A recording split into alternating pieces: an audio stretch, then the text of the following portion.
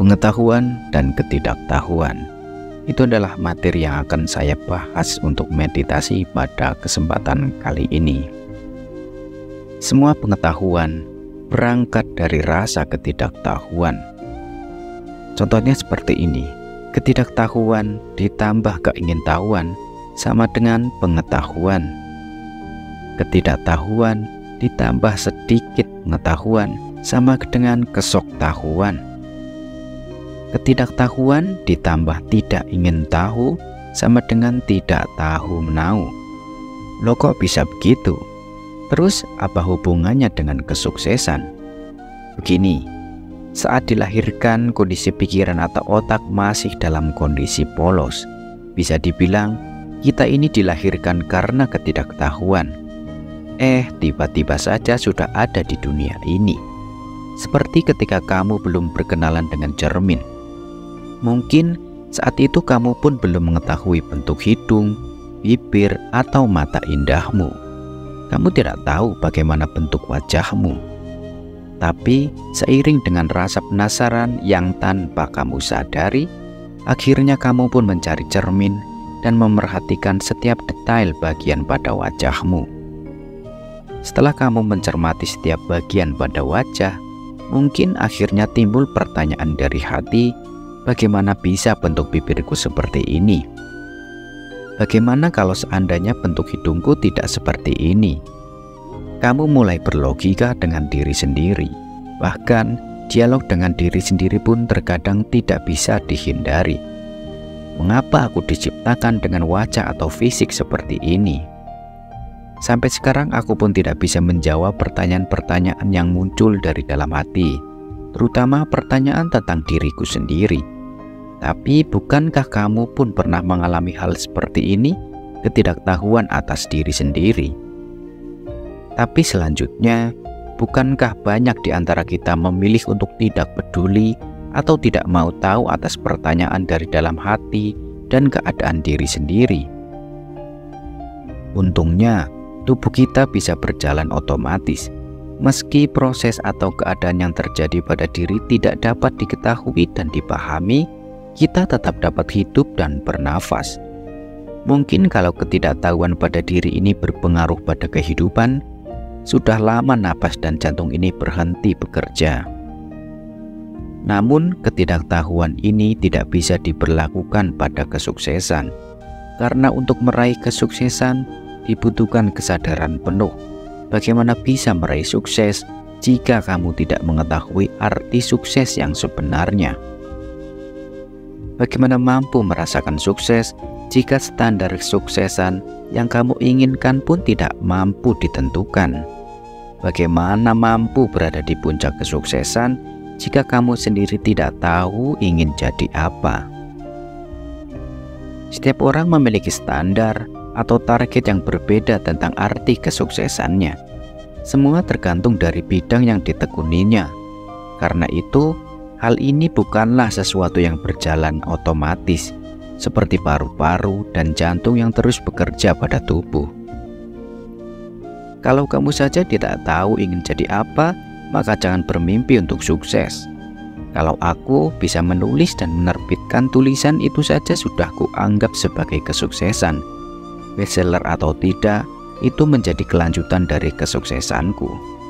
Sukses menurutku adalah berani mencoba melakukan sesuatu yang ingin dilakukan orang lain.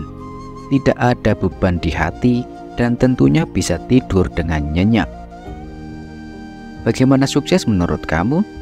Apakah kamu sudah tahu kesuksesan seperti apa yang diinginkan? Memang tidak semua orang dapat langsung menentukan sukses yang diinginkan. Bahkan tidak jarang di antara kita yang tidak memahami arti sukses itu sendiri. Lebih tepatnya, tidak ingin tahu tentang arti sukses. Nah, karena itu tidak semua orang dapat sukses. Tapi setidaknya jika kamu beringinan untuk sukses, maka selamatlah. Kamu sudah membuka satu pintu menuju kesuksesan. Selanjutnya kamu bisa mulai mencari pintu lain yang sesuai dan bisa dibuka oleh kunci yang kamu miliki. Karena itu, melangkahlah dengan benar, tidak perlu terburu-buru. Tapi jangan pula mudah terbujuk dan dirayu oleh peluang-peluang manis yang belum kamu ketahui dengan pasti kebenarannya. Karena sekali lagi, tidak ada yang pasti dalam proses menuju kesuksesan. Yang perlu kamu lakukan adalah asah terus rasa keingintahuanmu. Dengan senjata ini, kamu dapat mengetahui bagaimana caranya untuk sampai ke puncak. Dengan rasa ingin tahu, kamu akan belajar banyak hal dan menemukan pelajaran baru. Dengan rasa ingin tahu, kamu dapat menaklukkan semua tantangan, baik dalam diri atau lingkungan luar. Karena itu, peliharalah rasa bodoh dalam pikiran yang justru membuatmu ingin terus mengetahui banyak hal. Meskipun kita sama-sama berawal dari ketidaktahuan, tetapi rasa keingintahuan inilah yang membedakan kita dari orang lain, orang yang belum tentu gagal dan orang yang belum tentu sukses. Sekarang, bagaimana jika kamu berkeinginan untuk sukses tapi tidak tahu dengan cara apa mewujudkannya? Pada saat itulah ada yang kita sebut sebagai proses. Kunci untuk meraih kesuksesan pun tidak dengan mudah bisa didapatkan. Butuh perjuangan dan keyakinan. Lakukan semua hal yang dapat dilakukan. Keluarkan kemampuan dan potensi yang kamu miliki. Dengan begitu, cara tepat menuju kesuksesan dapat kamu temukan. Sekali lagi, tidak perlu terburu-buru. Jalani proses pencarian ini dengan perlahan, tapi tetap perhatikan langkahmu. Jangan sampai salah langkah. Pelajaran yang kamu dapatkan saat menjalani proses inilah yang akan menjawab semua permasalahan dan pertanyaan dalam dirimu. Secara perlahan, setelah berhasil menemukan apa yang kamu cari, akhirnya tujuan akhirmu ada di depan mata, kesuksesan. Kalau sudah seperti ini, mudah bukan meraih kesuksesan? Kalau kamu sudah mengetahui caranya, maka semua akan terasa mudah. Tapi bagaimana caranya dapat duduk dalam proses pencarian itu? Wah, kalau cara itu menaklukkan proses ini, hanya kamu yang mengetahuinya. Karena semua orang punya caranya masing-masing. Untuk membantumu dalam melalui proses pencarian, mungkin akan lebih baik kalau aku memberikan beberapa cerita yang dapat menginspirasi. Cerita ini berjudul Bentuk Gajah dan Penduduk Kota. Hari itu, seorang raja melintasi satu kota yang dihuni oleh sebagian besar penduduk dengan keadaan buta. Raja melintas bersama dengan para tentaranya. Perjalanan cukup panjang membuat raja beserta rombongan merasa lelah, yang akhirnya memaksa mereka untuk mendirikan tenda di dekat kota itu. Selain memiliki banyak tentara, dalam perjalanan itu pun sang raja didampingi seekor gajah. Gajah yang terkenal tangguh dan gagah karena ikut berperang bersama raja. Mendengar kabar raja sedang berada di dekat kota, para penduduk pun berlarian untuk mendekati raja dan rombongannya.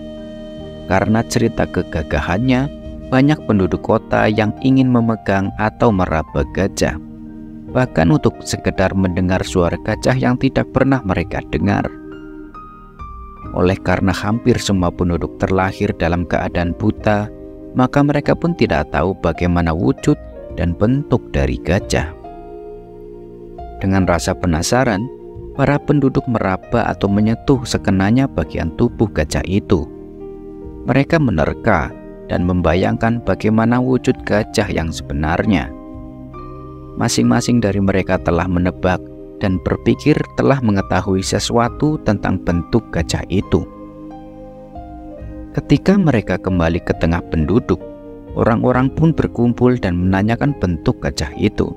Dengan rasa penasaran, mereka mendengarkan segala informasi yang diberitahukan kepada mereka. Seorang penduduk yang berhasil menyentuh telinga gajah berkata, "Gajah itu lebar, kasar, besar, dan luas seperti babut." Sedangkan seorang penduduk yang berhasil menyentuh belalainya pun memberikan penjelasan. Aku tahu keadaan yang sebenarnya. Gajah itu bagai pipa lurus dan kosong, dahsyat dan suka menghancurkan.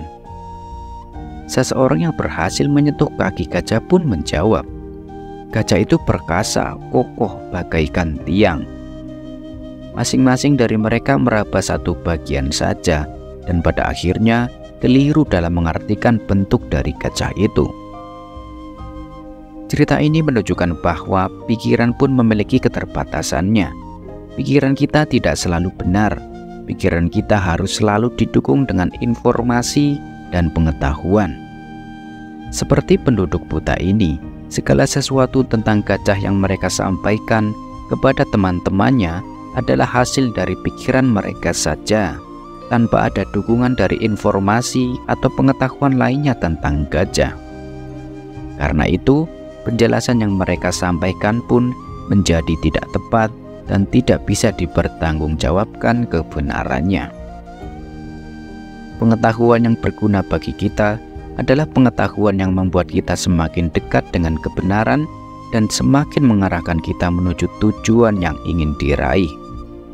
Apa yang kita tahu belum tentu benar, bahkan segala sesuatu yang benar pun belum tentu dapat dipraktikkan dan sesuai dengan permasalahan kita.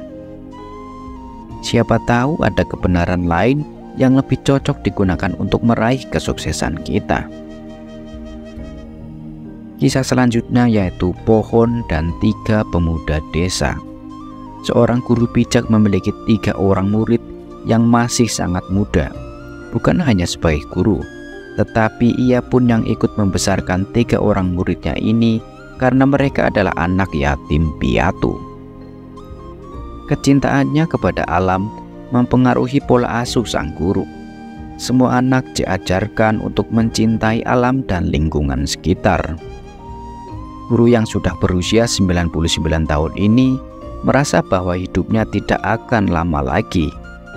Karena ini ia meninggalkan sebuah pesan kepada 3 anak asuhnya itu. Orang yang berpengetahuan adalah orang yang memanfaatkan alam untuk kebaikan manusia. Pesan singkat inilah yang terus diingat oleh ketiga muridnya meski sang guru telah meninggal. Karena pesan itu, ketiga murid terus menjaga alam dan lingkungannya. Murid pertama memanfaatkan kayu di tempat tinggalnya untuk membangun rumah yang dapat digunakan warga. Karena kerja kerasnya itu, ia mendapatkan banyak uang. Sedangkan murid kedua memanfaatkan kayu sebagai alat bantu jalan dan dapat digunakan oleh warga desa yang sudah tua. Lalu murid ketiga, ia tidak membuat benda apapun. Pekerjaan murid ketiga hanya membersihkan pohon dan menatanya. Karena murid pertama dan kedua merasa kalau murid ketiga tidak mengerti pesan yang ditinggalkan oleh sang guru, maka mereka memutuskan untuk bertanya, "Dik, kenapa kamu tidak memanfaatkan hutan itu untuk membantu orang lain?" Adik pun menjawab, "Aku sudah manfaatkan kok, Kak." Mendengar jawaban itu, kedua kakak malah terlihat bingung. "Manfaatin bagaimana? Kamu tiap hari kerjanya cuma bersihin pohon." "Ya Kak, kakak pertama sudah membuat rumah untuk penduduk, dan kakak kedua telah membuat tongkat untuk para manula. Kakak semua sudah baik, memakai kayu untuk membantu orang lain. Tapi, apa kakak lupa kalau kebutuhan manusia yang utama adalah untuk bernapas?" Mendengar jawabannya, kedua kakak sedikit tersadar. Lalu kakak pertama pun menyambung ucapannya, "Untuk berkontribusi dengan kemanusiaan, maka kita bisa membiarkan alam hidup berdampingan dengan manusia tanpa merusak alam itu sendiri." Sekarang pertanyaannya, dari ketiga murid tersebut, siapakah yang paling bijaksana? Kalau kamu menjawab murid ketiga, maka kamu salah. Jawabannya adalah kakak pertama. Ternyata setelah ia menebang pohon untuk membangun rumah warga dan mendapatkan uang, ia membeli bibit pohon yang baru untuk ia tanam kembali. Jika ia menebang satu pohon, maka ia akan menanam 2 bibit pohon yang baru. Dengan begitu, pohon yang ada di desanya bukannya berkurang, tapi makin bertambah. Coba kamu pahami maksud atau pesan dari kedua cerita tersebut. Bukankah untuk mencapai kesuksesan benar-benar butuh proses? Tiap orang memiliki tujuan yang berbeda. Karena itu, proses yang dilakukan pun menjadi berbeda-beda. Jadi, apakah kamu pasti sukses? Ya, kamu sok tahu, atau tidak kamu sok tahu. Terkadang kita ini memang sok tahu. Kamu dan aku adalah orang-orang yang sok tahu. Yang terpenting adalah proses pembelajaran. Menjadi sok tahu juga merupakan proses. Jangan merasa selalu paling tahu. Sisakanlah ruang untuk ketidaktahuan. Kalau kamu merasa tidak tahu, maka belajarlah untuk berkata tidak tahu, lalu cari tahulah. Meskipun kita sama-sama berawal dari ketidaktahuan, tetapi rasa keingintahuan inilah yang membedakan kita dari orang lain yang belum tentu gagal dan orang yang belum tentu sukses. Oke teman-teman, itu adalah materi meditasi pada kesempatan kali ini.